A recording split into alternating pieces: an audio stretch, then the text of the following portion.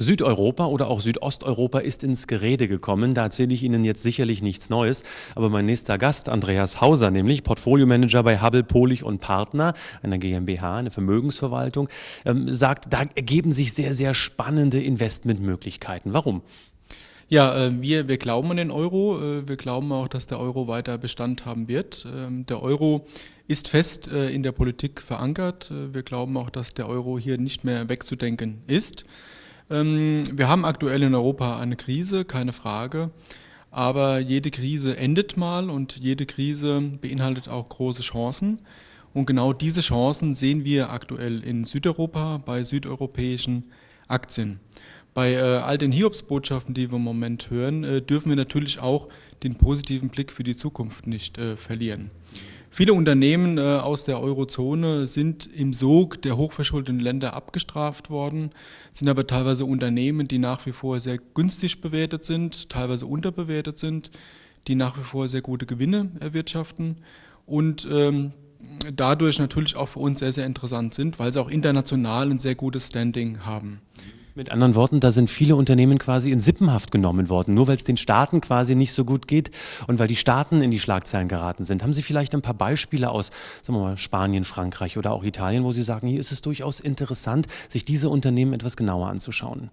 Ja, natürlich. Viele Anleger denken natürlich an Südeuropa immer an kleine Werte, an Small Caps, an Mid Caps, aber das sind große, durchaus namenhafte Unternehmen, die tolle Bewertungen haben, die international gut dastehen. Beispielsweise eine französische Sanofi, eine italienische Luxottica-Gruppe, spanischer Versicherer Mapfre, aber auch zum Beispiel ein südösterreichisch angesiedelter OMV im Stahlbereich. Das sind alles Werte, die in unseren Augen günstig bewertet sind und auch weiteres Kurspotenzial haben. Gibt es denn aus Ihrer Sicht auch sogenannte No-Gos? Also was sollte man bei der Portfoliostrategie und bei der Auswahl im Rahmen des Investmentprozesses außen vor lassen? Ja, das gibt es natürlich schon. Wir konzentrieren uns bei unserem Portfolioprozess auf die großen Werte, also auf Werte mit einer hohen Marktkapitalisierung, mit einer niedrigen Verschuldung.